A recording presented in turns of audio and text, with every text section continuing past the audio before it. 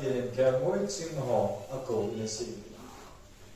Kelngoi Ching ho hi koi ho ham bit a class u chi tabang class yo bit ti le society sunga jong hazo lo ai sung zenga jong hazo lo ba Kelngoi Chin na phai chama Kelngoi Chin ba Israel cha te azu dan tam ta azu khat jeng jong an zo ta lo minam musit ma minoi no pen ho tuni simka hi scientist so tu la ya he ding wala asi ho ga wa asi aba wa ko na chu tu a hi itabang thilum so ding ai tai de sa ma ko to ti kita ta na hi kullam ga wa hiti ding ka de ding ati wa adi om kha ji tabanga so amo sel pathian din pe zo bin asi aba wa masang tu apa nahi thilita bahulung dingahi kita bahulung dingahi ti ase lo ti pathirin minoi no pen hozong akoven miching pen hozong akove ti chu tu basa ga te na diwa tin kala sile khatia mo to ga se we in zada gamben hem ko pya jesu pem ta nahi le ve bin solo akunin asile khatia mo Jerusalem Jerusalem be ichi asile katia mo hi solam mi te be kiti amai median phummi hi ben Persia mi te gam sunga thiem puna to milam mai chi lowe thiem puna to hi ben amo hi philosophy lam science lam lo lai lam mang le thiam na ai asia ko na thil so ni amo he he thi china sang ta le el amo he va zat chu be khan mo ta va la va zat chu amu pha ta chun ichi va chu a ko lu ba ni le va mai a hi ta po jesu now sen adinga asi star chum khat a hi ta masanga jong anau khalo asi hi ahum kit ding zo hello jesu am pen pha ta chana chu ichi star ba chu mo we ichi pha na chu ichi asi khu amu pha akur wa hi de juda te lem pa messiah va noi hu him pu chu peng ni ta ta di chu ichi asia ko na sa ma amu do ichi pha chu am nau ga ma ko ni amu chu aki pa do ta be di cha ba ne van lai zola asi ho hian lang le sit chuna pathian til se mo exam ne pathinin aman nom pha na aman ade pha na aman umana ti na mun khuna jeng the ai ba ga pathinin ade pha na aman cha the ji lo chu e ho hi imlan no pet ta cha te man the lo ba om lung thim ana dan ku kalunga ke la ba te jong pathil in sung ve tu tim putuk tinga ingen sewa in sung la ke don ta nu te jong pathil in sung ve tu tim sa te kho kha dinga angan se na chung hiu chu ai wa in sung jong ki ve tu ta lo pathil ingen se na dum zu ya na I to lo hi I chung wai pathil nung nai ti nam ti hi I ga ti de sa na akana se yo ko ki ge ji na hi le kate ni pa khat dinga chate ka pui dan ka kho kha dan ma hi ka ji chuma ka chate chuma ta sam ka ki sama ma jin ka pai kom le za bi mo kom le yan cha hi an yaw lai na thu do ha ma ichi na zo si chuma ta ko ai do ka thei chim cha pa na he pa ho ya le chi nam ke pa na ta thei chim ba la wan ga ma ya pa wan ga ma ka hong le ta ka ru ma hin ju ta sei hiểu các cái xã đàn, bạn các bạn sẽ chỉ tuổi thế.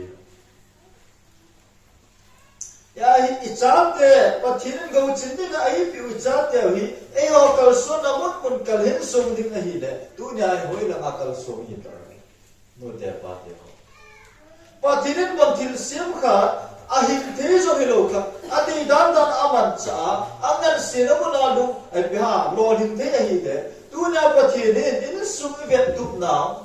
ngan si chan na izin chung icha te chunga mo po na le ta Pathenin ap over po gi nei lo hela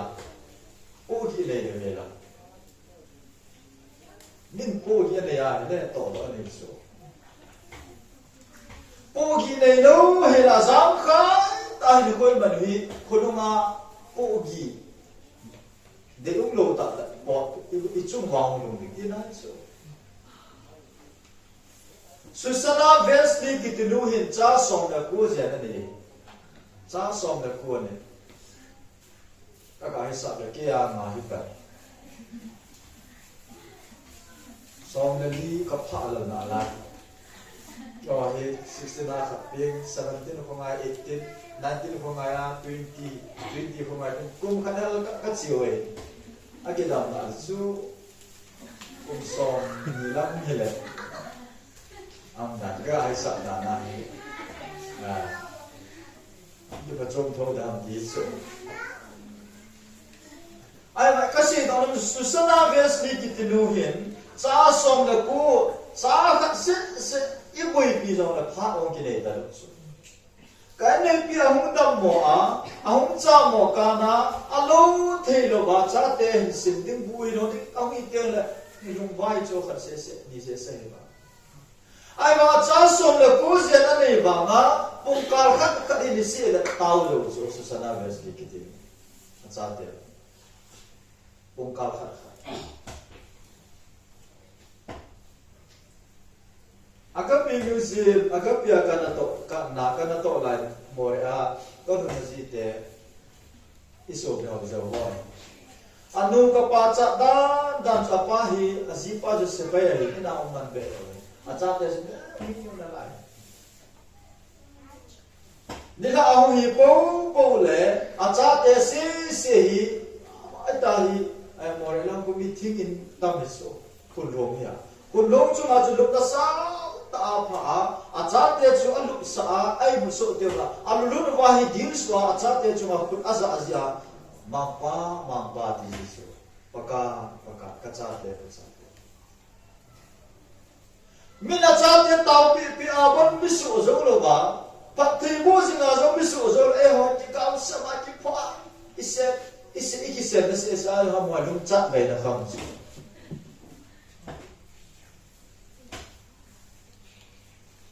isi nung tu Susana Wesley kitinu hi Pathenin na dinga tao na sa di ka na hi cha som na ko ni zel ni nu hin kum ka ni si da tao zo ya chu va no li sina Pathenin kidam ta John Wesley an ma cha so va no ya te so Charles Wesley kitinu ya chu va na jo a si Pathenin umhanati na mara hi chat the lo hi chat lo chu ai ma Pathenin hi cha si ko ma chu solam mi ching mi ti mo hi now said jisu pe na ma na lam pi la na panding hi ti la pang jin so la ke do ke la ka pang chu to la ke pang te lo ai pu so la le kachate ko makabol na bol ka nung na zui di ti katinga mete e ho bang chu kitinga me se lo mai ti kane din ka don na don din ka bol na bol ne ji te le I la hum te le lo ha ke pa mai ti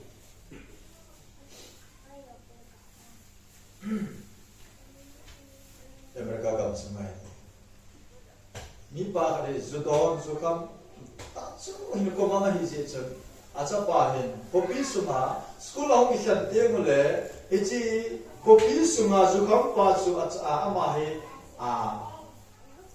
apa hi je chen aloi ho le midam zo sinama so to num na ne nei pe azir la he acha ma je ka so acha je ne ben dara hi judon de ka chi pa sa ko lu nai acha pa na to acha pa na do pa ne ipi bon ne bam tan po da la tele ise chabang pa na pa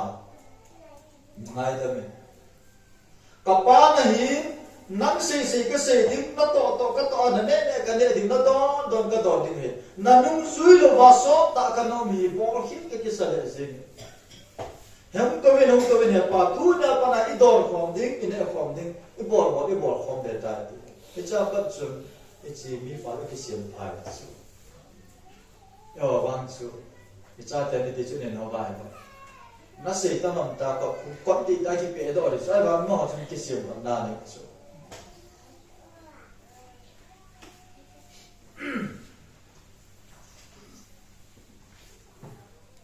lại cảm ơn đã làm cái điều. Cái số lượng bị chỉnh theo số hông ta bên này lẽ, amo hi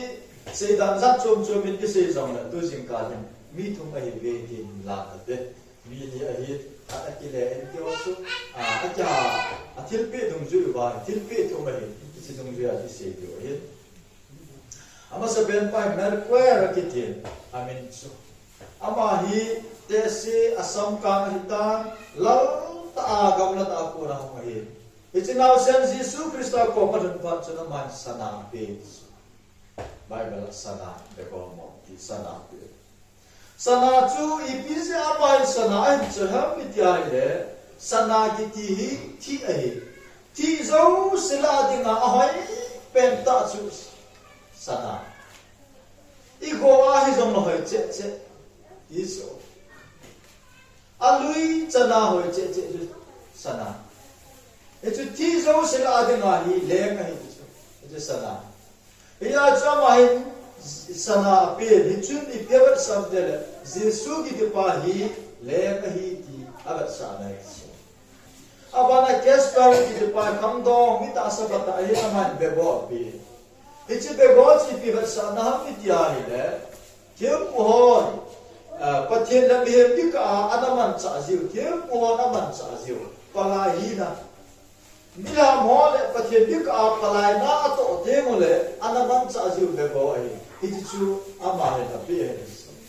ấy chứ đi bia vào sao mới thấy lệ pakai Jesus Christ Pathenin là miền đi cả palai na tổ chăm nay xem mà anh cả ba ấy trả là xem phàm Aya Jisu din ki no ti ta ba van zong phalo le sit zong phalo ba le ga ban ki ka to lo ka le la abana za pa amo hi ngai ta bin amo lu he pu ve ta ngai da ban tu ma pa lai na hin to din ba sa na su de go atum chan na pa chu bal thasal la ki tin aman mo api e mol ki ti chu mi hem khat a thi tem le ichi mol a tui chu a lom cha nu vai la mon na ji lo ichi chu mon la lo wa si he chu ni pe ba sa mi ta le pa kai Jesu Christ hi thi ba mong thi ding ai ama wa thi lo wa tho do ki ding ai ti a sa Jesu chu chi na to sa mol chu a mon ha lo wa cha ma mon na lo wa tho do ki a sa he chu lem chu se lem thiếu một chung nung là ui của hi na được sai tôn aban kan cha na se tem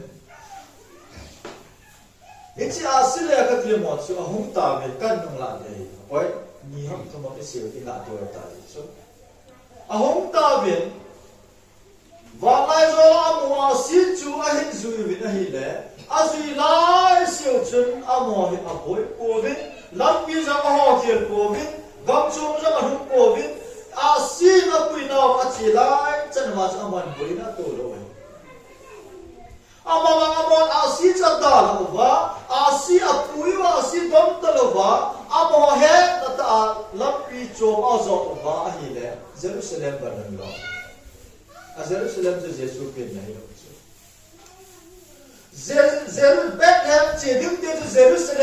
Jerusalem ga nu wa it is Jerusalem ma lepa Herod ki pa ko ga no oi Herod ko ma ga pa wa hi pidita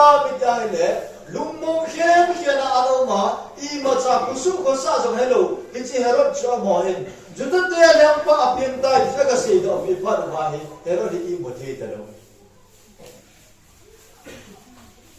alam piu agogan me utun tu lai kan to dong jin gogan me ta so ti ho dong ji tu September fellowship hồi bung tu là các chị chứ fellowship gari là phải học đó các chị tu bol các bảo và hi càng giúp làm road của blog ấy buổi đó ông gì xuống ai chị nó này là mà các bông số và bông sang train station đó mình đi pura dengan train station bông sang của các lu và bông sang apa na tamai orang kecil và tamai orang apa na tamai kalau và tamai apa na tu ai tu sudah bông số Icha kecil nama, kecil kau jangan lo ini. Ayah maka gambar lo nak cuci Google Maps. Map ni benar ni. Icha map cuci kecil ni dia mesti siu cuci hilang tu apa ni. Boleh. Agak kaya kau hilang, ayah cuci map cuci ni. Asyik cuci, icha Google Map banga. Asyik cuci, asyik ni dia mahir ubah. Akhir dum zuya asyik lah siu baca boleh. Dunia zong tak sejat leho. Pathenin lagam cuk nadim ci nadim sedim sadim direction ay bol dum zuiwa kali sunai sewa lagam ni kwai boy. Ibola ka lagam ni ko boy ta. Ibola ka lasa bitam. Kahat ko tay ka rasam tay ti ikam sang mahagit mamahi. Ajitu Akou garam dia kita sini. Akou garam dia kisu lo. Lumha lo din muna ki lumha, say lo din ki saya, ne lo din ki ne don lo din ki dona, bol lo din ki bola, china lo din dinga ki chile, herot ko hindi ki lunda. Hindi gam chon ki lunda. Ajitu Akou garam me ki lo. Amon nampi ho ki hi aboida da ko adanan. Lungtim ka na le ka chiam. Meeting dia sifat santai ahi bangwa, itu Google Map, itu asyik cun asyik dari direction api nau, asyik tak lewu itu wacu, herot kong galu wa, herot agak tiel tu wa, amon nampi aho kiel siu wa, kue lewu cepang tak dan cina tu loh,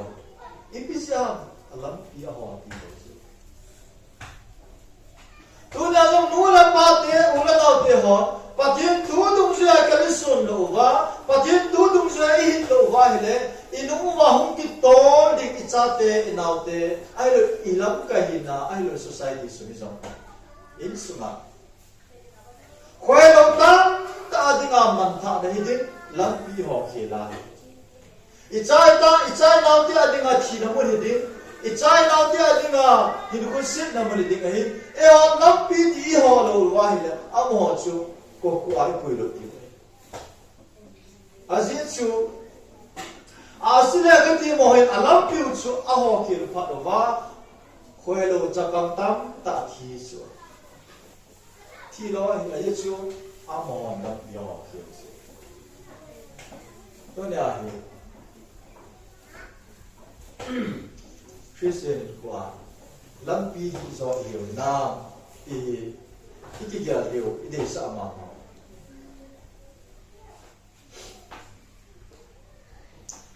Kada sejin lengse su ka ne nya pa din lampi ne cha kahi tai ti rasil pa lal sango kin ama ka ne ko na tu sema ka da pa yi chu ida so ke dio ka ta sanin ya so ke dio ka ta sin zong kan se mon pa ahum pen tha ki pa na hi ama hi income tax department forest department ana pa hi sum chu Akou jadi dan semua ni ama ahum pin tha Pathenin ko ma akiran da lagi tin na chi phang terpaka kalau zat kal va kane lo dengan ti so ma ki tin na so ama kalau zat dung zui ko ane asi chun ai chen hi akido do ki ko Ain chung jong sa ta agari jong scooter ka hi asta thisi ta chu seloi ain sumite na ma complain bol ji pyam na to ko Delhi Bombay Calcutta in hoi ta flat nom ta chowa building nom ta chowa si da kala nom ta ne nam Pathenin wi ipi Pathenin ya ibola hoi ti gan te hi selwa về nó to không biểu về để ta có plei là chỉ dừng gì cho nó mãi thì khác cái kia là số chút tia gì đấy cả bọn mày tới đây cái gì các bọn mày đi ta thì số mà cái kia à trái chơi là bọn ta cái gì thì số còn mà rồi đấy ta không đâu mình sao thiên cầm khăn này cái đó để cho nên chỉ có to thì nó đến chuẩn soi này bol bên ở tiệt tôi sẽ gặp bao chân building song thùng chân sa là thế gặp bao chân building ngom ta sa là không phải rất rất là cái vật thế à sung mong một cái gì đó chút thì ai là cái dòng tu thì cái soi khác sẽ có bỏ lá ít chân kia cái dòng cái đồ nó đi cái này bol mai ta cái thế thì khác số mà cái gì đó ít chút soi bol đi na bé là đó à Pathenin Akou pin là chỉ phải cái đó là sao nó ít chút soi chút nó bol là hi lệ nằm vào building nó ta là chơi cái gì là sao mọi Pathenin non Christian họ có là vài tên mà ai học đạo lâu đi vậy ta amu đạo lâu đi vậy ta cái phần tôi sẽ gặp phải apeng to la se la Pathenin có mà biết đi lâu mà sẽ làm cái bol này itu pasal call pasal nang Pathenin đi tay ati na dar tay so isi no mo chi pem ti le ama ni chi van noi le sit no sa na lam pi chu azok lo pakai Jesus Christa apui na gau ti na apui na chi dai ago kar me pa cha su ei ti se do he cha chu soy na mo han na ni le in no ta ki sa ama nom ta cheng di kahi Lem Jesus kan ini aki pat kiti manipul asam na kada igam suwa hichilan mihem tak tak nakawin ko asu no pari talo so dunia ni pakai nakawin ay pui nam chuko gar mep chu hizin nam chira ipya biti lo now ipya biti lo now ipya da ha ding ipya ikhan piting dunia ichi now lam pichu pakai lam pi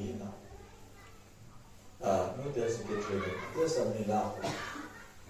cross lampi ka zo jing lai cross lampi it's a cross lampi chu in ko che la ei ma di da na zale ta hi ko mang hi bai cross lampi nai sai cross lampi hi teng le so bi te ho tam lo pha u mai se lo dim pha u mai tim dim pha do mahi to dim pha dim pha a pha tum zu ya chu it's a cross lam bia chu kal so na angai pha so lam pi ho ke ti boy ma ma dunya no te pa te ho ichi naw lam bio kala bung tum chang so ke e ho ichi naw lam na chang siu ve chi lu tin wa ka hi na ki le taw te pakai na kile kita ti kiti kun kachi khilta kile chu kawa mang ta kile hi ichi banga chu te pa te hoi lai ang wa mang hi da hoi lai mana chu chap wa mang ba banga ga wa mang hi pakai ei pui nau Pathenin na gau ting ei pui nau lam pi chu iso zu ko na ti su akat na ina su mel lo i ga de sa ven ani chan na chun asile gati mon point ni channa kipa manin sana debo mol pibi iti ta ne Christmas kiti hi thilpi len pe pakai Jesus Christa pe hi dukan da ho sumun ahi ganchani ho sumun ahi amo kipa ma hi ai mang ai wa ding ai ke pa na ta ke din na lai mun ai ban hai le asile ka ti mon ke pa mana sana be bo mo la pi wa ke pa man asile ka ti mo Jesus Christa pe ni thil pe a ni chu thil pe a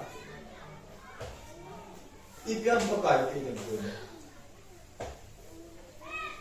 ipian dunia hi ipiham pa kaya ding ai hin na wa pakai ibol thì nào bị đó điều điều mà tôi xin thầy ba dòng chân pakai tu sei thì nó cái nei pe hi tu na ki pa na cái nei pe talan ni zuin tu sei ki ti hi na cái nei pe talan bei ka ni ka ti ti la sa dei pa jong chi ni chin talan pa thi ei pe chu pa kai na na ding bang cha tan ka mitil khau thei pa in sunga hoila hi jong le ho bu su me jong Pathenin ni ngai pam tu na i pe deu chu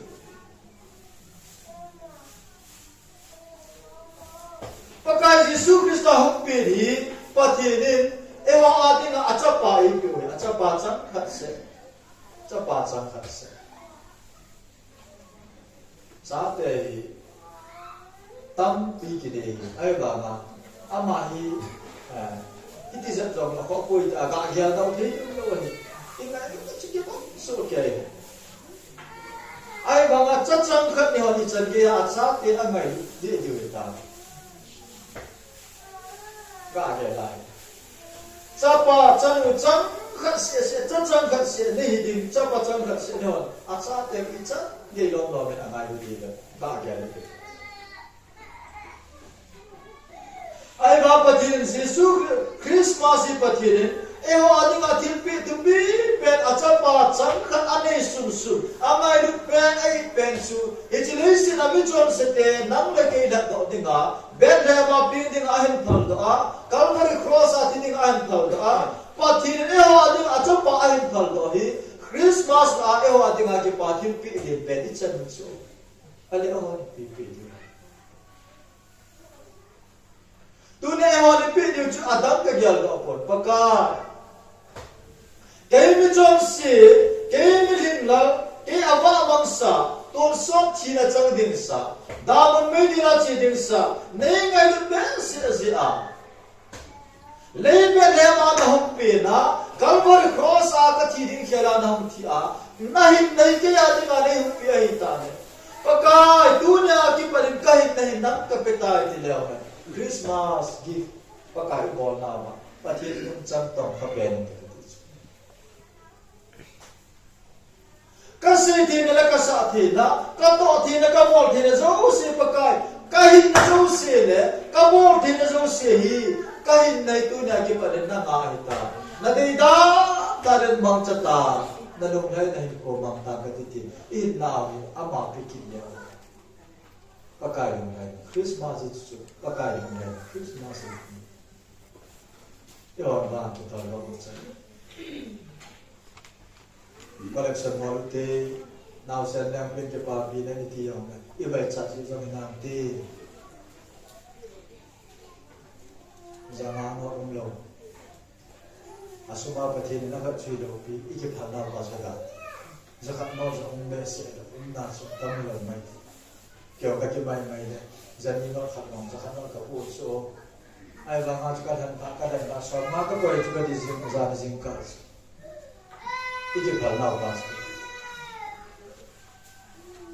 yes dunia hi koi na ni chana I pham ki pa mana I pi dio pa ka aman Pathenin ne wa dinga Christmas gift a cha pa I pi oi ta le e on dunia I now I mol ti I se thi na pa ka pi ta pa ka dunia ki panin nam malum hai na lam sing thu se tang ka te nam ma de lam sing in na tong tang ka te na tong tang etya ki pe do hi mi tam zo egan is this it te ding paso hi te ding di su e ho lum kyal khana ni lo izil chunga thil pai bol zo Pathenin na tong hi chu in sunga ai de a in sunga Pathenin na tong chu nu te no mai te in sunga ministry na to zo siu hi Pathenin na to ma na ki ge ma e so Bible dum chu ya chu no ha de nga he man de ta to na de mum lo hi ja min no mai chu anei po za de nga hi a thua rum de nga hi anei po ki do sim de nga hi un sim de nga hi non nem de nga hi chu imu adam ang de se chu bo chu ba ke hon zo mi si te chu nga e cha te chu nga tin pai bo chu Pathenin na to ha ki ge a de pe do nga Pathenin na cha pa angai du pe e ho e pi o ta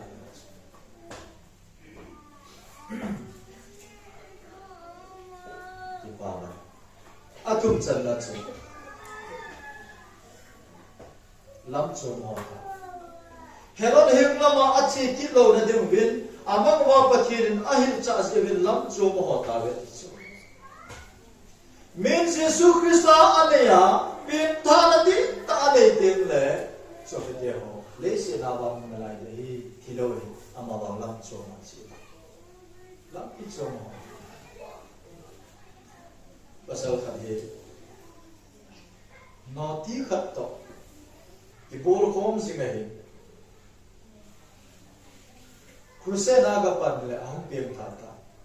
amen Augustine ai na che po le lam pia zot po hi chin no mei nu pom lam chu a zot pa te hi chi chu a chia hi le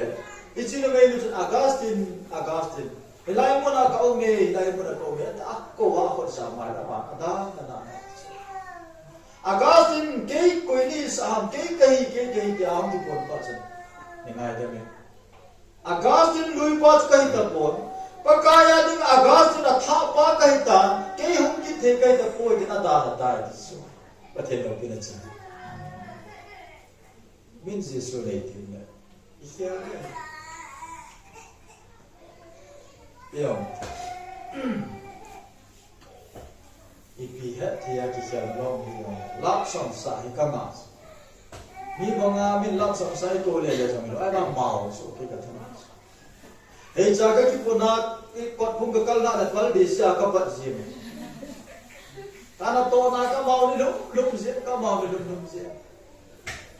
lap som ka sia me ko lang ka chen ai ka wa ho na no ke ka khum de ti da ni khum ji a khum la de da ni la khum sam ko la chu sang ka ti sin de ya kan te ke ni so ka ya ka sa ma cha sin de ya kan te ke di ki tin din apa i bia ki yan thiam na ge lo Tasha mi lum tim tong ka dinga ta thua las ki kai to chana him ma wa he na min na sa su ta chu ni ko ki mang chu ka ti Akou ki sim kum sang gai de lo ai ba nga su lap song la le ta lai zo dim se le ka ti su ni chi ka kai sa kai ai ba nga ngai long na pa he bei chu di lo chu ông kia là can là không anh ngày quay cái thì thế ai bảo ngắt ông kia là phá cái giá phá lệ các ngày nông bảo ngắt cái gì rồi ông kia là ít sen là cái đàn hà cái ai rồi đấy cái hình đàn nông rồi phá cái sao lắm bây giờ chiều đàn hà vay rồi nó có cái anh ngày nó bao nhiêu về rồi ai bảo cái hình của cái gì ai thì rồi là tu sa kami kaci bas helai tu bas helai tapon kaum le yo emite bas kana kaum to kamasai kan Nepali tu ngani to emi pas online hal Allah ke pada ju kan si ani oh kan si re dia kan jo la na chore na ala le kamasanga Nepali nunga te amani kisim kum na kisi to hade de bang se so ala changan da khona lo na basa kampupi kaum na basa ka kum na kampupi yo hobung lang ko ka sa na kanung de kam si kanung do ka si so niam nung te malala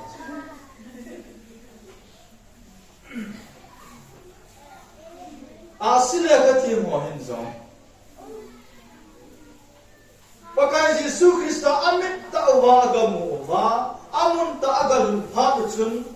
ang sunga apo ko ubin sibai abo ubin kipa menin sana bego mo na peve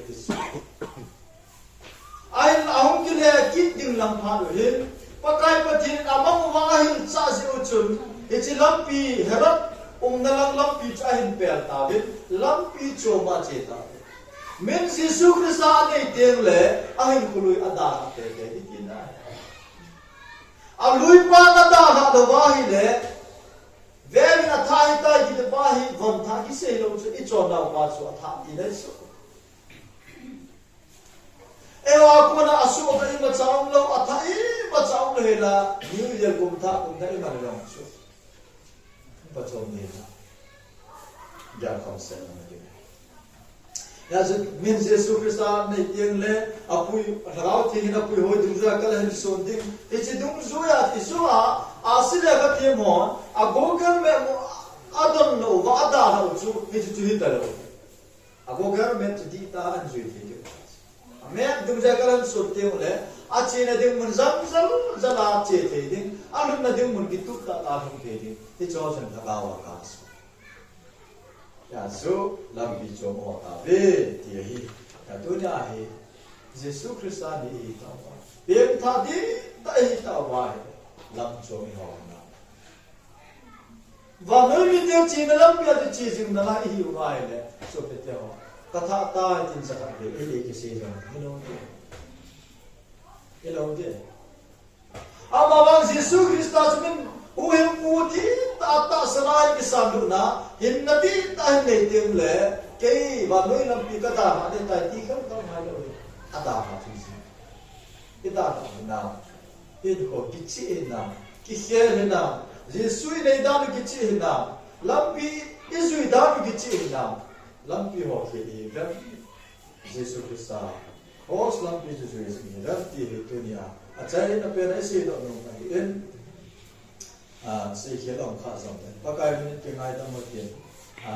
si le kha ti mo ti le ka ko na tu do la tu ka la chong cha pa ti tu se na chen chuan la a ban kon da pa pa ka ka e ka tu pa e ka te lo ki ni ta